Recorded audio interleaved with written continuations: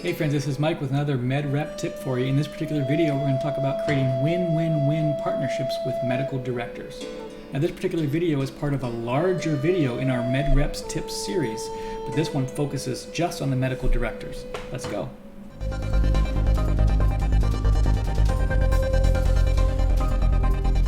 Win-win-win partnerships, specifically with medical directors. Now, a medical director may also be a key opinion leader for you, but he or she may not be. There could be a particular reason why they aren't allowed to be a key opinion leader for you, particularly if they're part of an academic institution, or maybe they just don't have time to do that.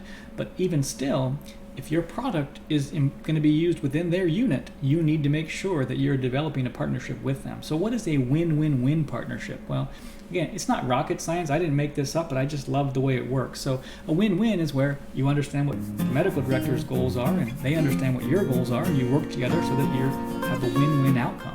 But a win-win-win outcome is where there's a third party involved, and that third party in healthcare generally is the patients, right? So if you are helping your medical director to achieve their goals and you're getting your goals achieved because you're getting more business, if that results in helping the community as a whole, then that's a win-win-win. And we all are aware that our product and our relationship together help to achieve that, then there's going to be consistent and increased use of the product over time, which will help stave off competition and lead to long-term positive results.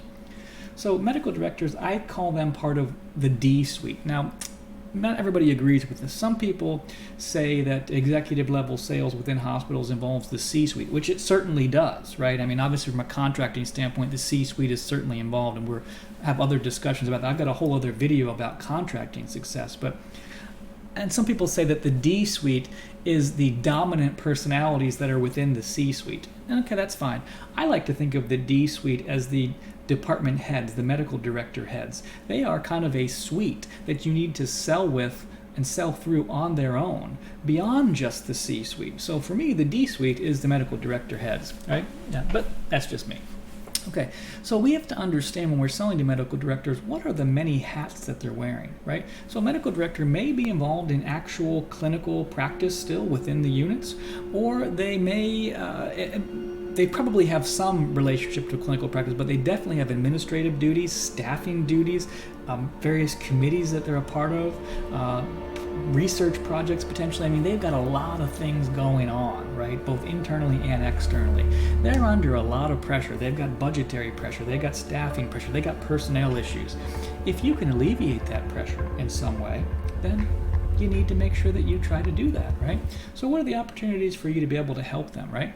Well, again, I'm going to go back to this area of competition because I think this is a real opportunity. A lot of people don't capitalize on it in hospital sales or really even understand, especially if you're in metropolitan areas where there's multiple hospitals and they're all competing with each other.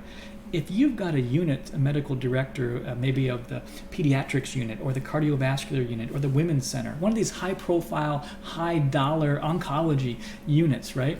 And there's a lot of competition where patients have a choice to go to this hospital or that hospital. If you can help the medical director get a leg up on the competition by using your products to achieve better patient outcomes or whatever the case may be, that's a win-win-win, right? Another thing is, again, I mentioned this controlling cost. If your product in some way saves time or helps them to control their budgets in some way, or you can help them to identify the appropriate patient so they can use the product in the right way, especially if it's a high-cost pharmaceutical or a piece of capital equipment or medical device, they're going to be under a lot of pressure from the C-suite, right? The D-suite's under pressure from the C-suite. We got to alleviate that pressure. So if we can help the medical director to understand how to use the product appropriately, he can justify it to his bosses. And particularly when they're able to gain more patients and then have more money revenue coming in, then that makes the medical director look very good, and he might be able to achieve his own career goals. So there's the controlling cost. There is the benefits of protocol. In hospital sales, a lot of effort is paid now to identifying or achieving consistency of care, right? It's like when you go to McDonald's. You go to McDonald's in Florida or Ohio, you expect the burger to be the same.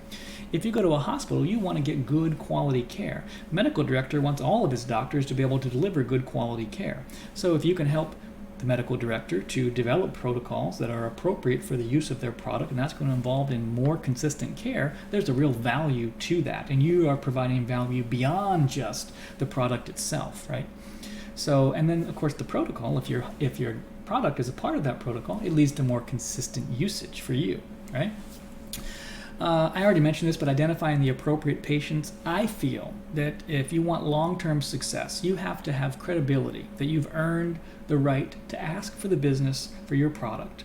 And you get that right by being consistent over time and helping them to identify the appropriate patient for your product. I've got another video particularly about sales of pharmaceuticals and biotechs, but the summary here is that you don't ask for the product to be used for every single patient that comes through the critical care units or wherever you're at in the hospital. You ask it to be used for the appropriate patient based on supporting clinical evidence. And when you do that, you gain credibility, but again, you also help them to identify the right patient that the product can be used on. You set them up for success so that when they do use the product, they're going to have a greater chance of success. It won't work every time. We know that's not realistic, but it will work more often than not, hopefully. And then you're going to be able to help them get success. They're going to help their patients. They're going to justify the cost, and everybody wins.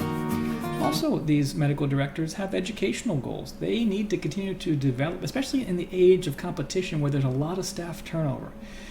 You know, there is various levels of competency within the staff. If you can provide disease state education, non-branded education, and also education about your product to help the staff become more well-versed to be able to understand how to use your product to better care for their patients, then you're going to help the medical director meet her educational goals to improve the quality of care her unit can deliver. And again, this all relates back to the bottom outcome, which is the most important of all, and that is improving patient outcomes for patients. This is why healthcare exists, right? To help the patients. You want to be a part of that team, and you can become a part of that team by creating a win-win-win partnership with the medical director.